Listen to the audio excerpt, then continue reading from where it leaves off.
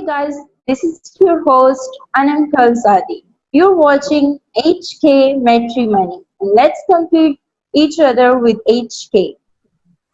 From surprising to heartwarming wedding customs around the globe, it has proved that there are a number of ways to say I do or simply Kabul hai.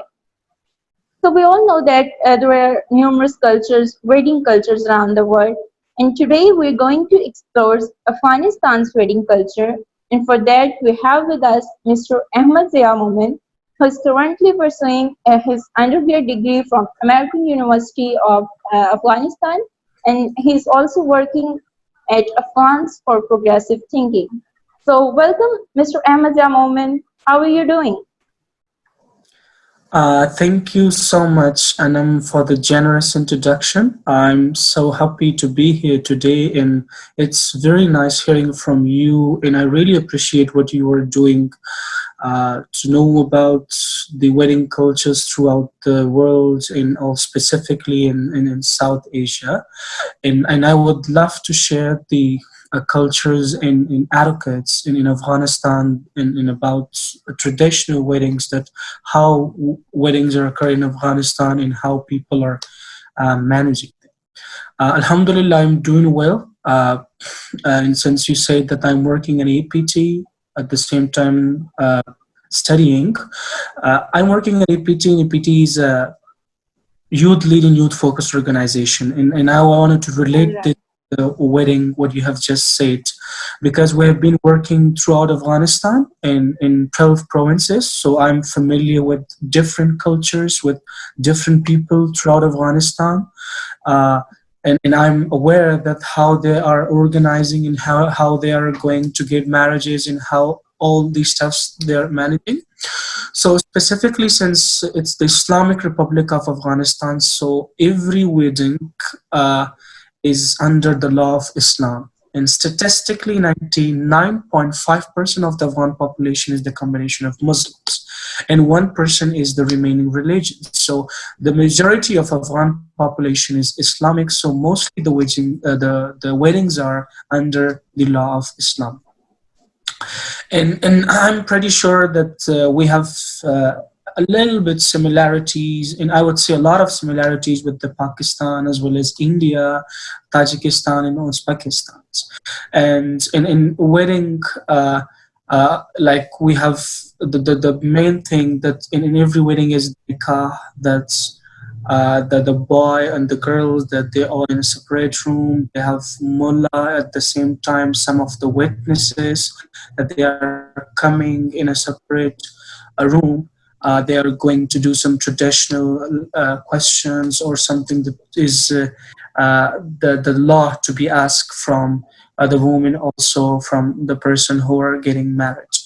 In Afghanistan, like mostly the expenses of the weddings are approximately, a normal wedding is All right, around Ahmed. 4,000. Yeah. Thank you so much for such an elaborative introduction, and thanks so much for coming. So let's start with our first question. What kind of sites do you use to get married? Like, are you using any matrimonial sites, or you get an arranged marriage or love marriage? uh Yeah. What kind of system it is?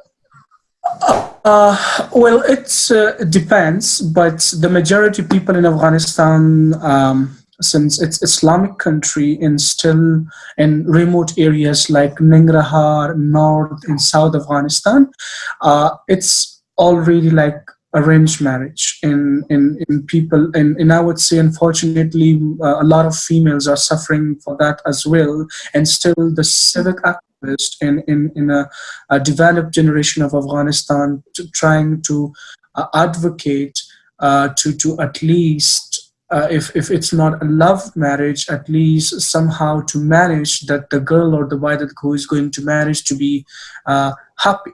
So it depends on different situation in Kabul. It all like the educated families, that they are permitting their children, sons and their girls to know each others and communicate, and then they are going for marriages, but most, I would say that 75% of the Afghan population it's going for the arranged marriages, and that's due to tradition, Islamic law, and Afghani culture. So you're following a traditional culture. So, Yes, Ahmed, what kind of costumes do you wear on your weddings? Like I've seen in the pictures, green color is very common in your costumes. So, yeah. is it related to any historical event or Oh, something? yes. Thank you so much for asking that. You've just brought a very good point You're about welcome. color, and it's a very traditional color, in particular for the wedding in Afghanistan.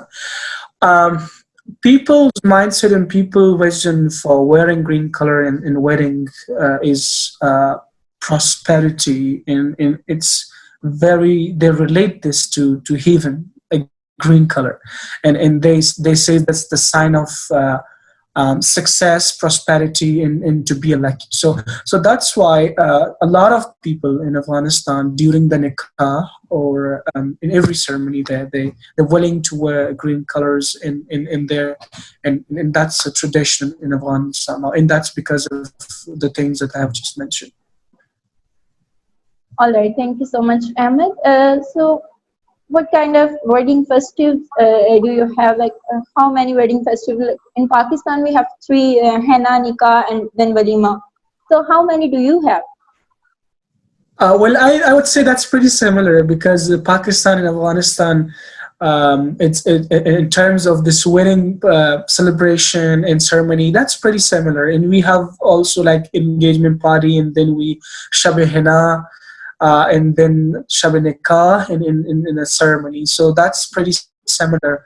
I can relate this with Pakistan, and there is also the same thing going, but in some areas, it depends on family that how they can afford. Like in a normal family, they're only going for nikah and wedding, and for the people that they're a little bit good for foreign ceremonies, they are taking some extra events, and like we have something by the name of Takh Jami, like in a 7 day we have a ceremony, the 7th day of that, in again it's like a ceremony. They're inviting all people around, and relatives and people, and they're coming, and they interacting with each other. So it depends on the family, but in general it's like in 3 steps. Very interesting to know that. Ahmed, can you please share any tradition or wedding and related tradition that is differentiating Afghanistan's wedding from the from the world or from other countries? Yes, I would say one thing that differentiating the Afghan weddings with the rest of the world is that in Afghan weddings, women are separated and men are separated. And I would say that in a lot of countries, in wedding parties, male and female are both together and they are just celebrating the wedding parties. But it's not in Afghanistan. In every wedding, there are two different halls, and male and female are separated, and then they're enjoying the wedding party. And I would say that like meals and also the singers are separated for both parties. Yeah, Oh, but in some cases, since a lot of families are willing to celebrate the wedding so small in only in families and relatives, so that's why they can have both sides, but that's rare. it's also common in some areas of Pakistan, especially in rural areas. Women and men are separated on wedding. Yes. Okay, which one is your favorite tradition related to marriage? Well, since I'm sorry, It's uh, okay. I would say that like the wedding parties throughout the world, and like this choosing someone for life, it's like a basic human rights, and everyone has to. I would say that something I would like in Afghanistan and for everyone is that before getting married to at least know each other, and then always try to go for marriages with the least expense. What we have in a word in Islam says israf, and that's something that is not will not have a good sound for the marriages. And also I would say that in marriage should be some positivity that should all the relatives and parents should be agree with that. And also that's the thing that I really want. It's the basic things that before going marriage, and that's the sign of a very prosperous life in particular for the partners. Okay, as you mentioned that marriages are expensive at Afghanistan, so who bears the expenses, the groom or the bride's family? Uh, well, it in different region in Afghanistan, like the expenses mostly from the female family, that they are requesting a lot of things from the groom, and they have some lists of a lot of stuff, and sometimes it's very challenging for the groom to manage and handle the situation. In particular, we have a province in the province of Logar. It's near Kabul. Like only seven lakh is approximately, I would say that 13 or $15,000 without marriage. They're asking for to buy some stuff for their girl or their daughters, and I would say that these are the few traditions in some provinces. It's in some provinces that is very challenging for the groom to manage or to pursue the wedding parties. And I would say these are the challenges that still the social communities, also the tradition leaders, I would say mullahs, are working to advocate for these families and for these provinces to take some and to advocate them to avoid this, because that's very challenging for the grown families to handle and go further. So simply you have to spend all of your money just to get a partner for yourself. Yeah, because if you're paying 14 $15,000 before marriage, so what would you do after the marriage?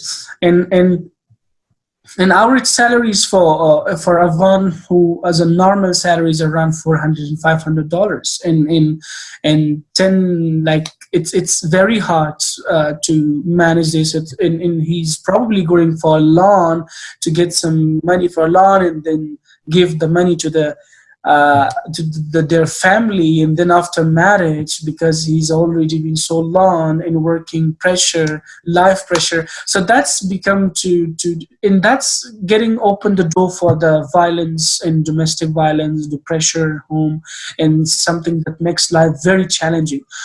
So the good thing about this, that to prevent this life challenge in this violence in families, is the good way to look for the future and avoid these expenses, and try to have something for the future very properly and appropriately. Okay, thank you, Ahmed. Okay, Ahmed, Yeah. how do you share your responsibilities with your spouse after marriage? Okay. Um,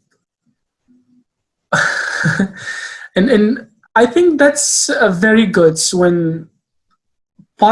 when someone is partnering you. Like the mindset in Afghanistan is that when you are going for a marriage, so your wife should be at home to do some kitchen stuff and all that, and manage families. But the word partner is that help you to go further, to achieve your goals, and to help you and to support you.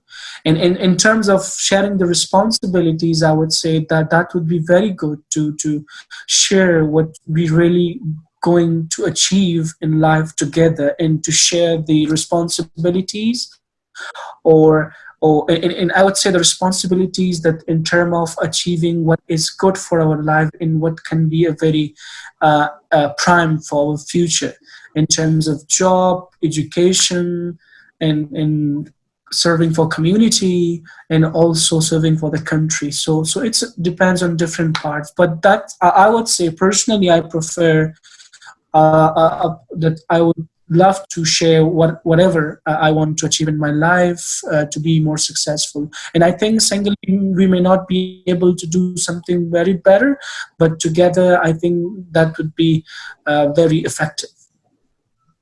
Well, that's great. I like your thinking. Okay, what kind of family system do you have? Like, you live in a joint family system after marriage, or you have separate homes for yourself?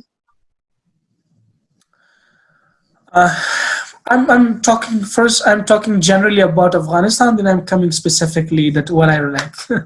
Well, in Afghanistan, a lot of youth they prefer to live with families, like Afghan traditional. That is that parents. Since I just mentioned earlier that a lot of people are going for the arranged marriages. When we say arranged marriages, so they're definitely living with their families and majority of Afghan families and the couples that they're going to get married, they're living with the joint families.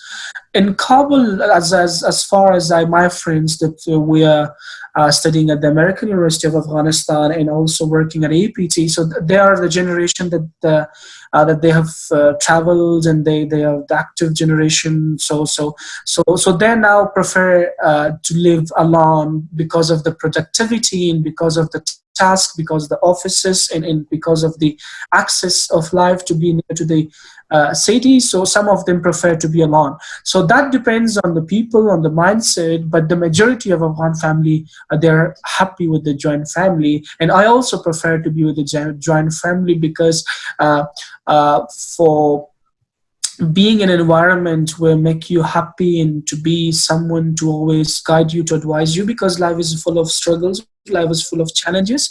So being with parents um, having their advices and having their prayers in life, and I think that's something must and prime that every young generation should look for that. All right. Okay, Ahmed, anything else that you want to share? Because then we will be ending our session. Oh, thank you so much for having me today, Anam. It was really nice meeting you, and it was really nice interacting with the rest of the people who are listening to us. I've been to Pakistan many times in Pune,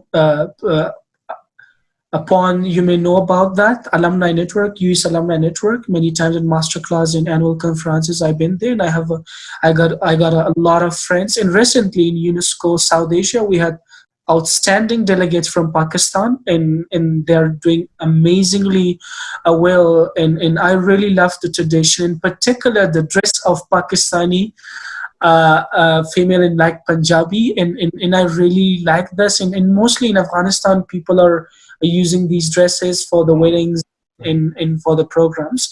So I really want that one day we all see prosperity, peace, and sustainability in South Asia, in particular in Afghanistan and Pakistan. And when, as an Afghan citizen, what I really like is that to be more connected with the Pakistan and traditionally, economically, India during in terms of education and such a dialogues that to need to know about each others, to share our ideas, to listen to each other, to understand and to collaborate and collectively work for something very constructive and for something very prosperous. And so I'm Ahmed Momand, and you can reach me out through my social media, Facebook, Twitter, and WhatsApp as well. And I'm committed to work together for the upcoming events, and I may also have some peace dialogues with the Pakistan in upcoming from that support from the UNESCO coming soon. So I would appreciate to have some of you on that dialogue as well. It's also about peace and traditions, PVC, preventing violent extremism in South Asia. So you are so welcome, and I would love to join such a session. And thank you so much for having me again. Thank you so much, Ahmed. Thank you so much for joining us, and we'd love to see you again. Sure. Okay, thank you. So we're gonna end this session. Thank you. So viewers, as you all know that HK Matrimony is a global website that is helping people around the globe to get their best partners with proper marriage consultation. If you're looking for the one, go and visit the website hkmatrimony.com. Thank you so much. Allah Hafiz.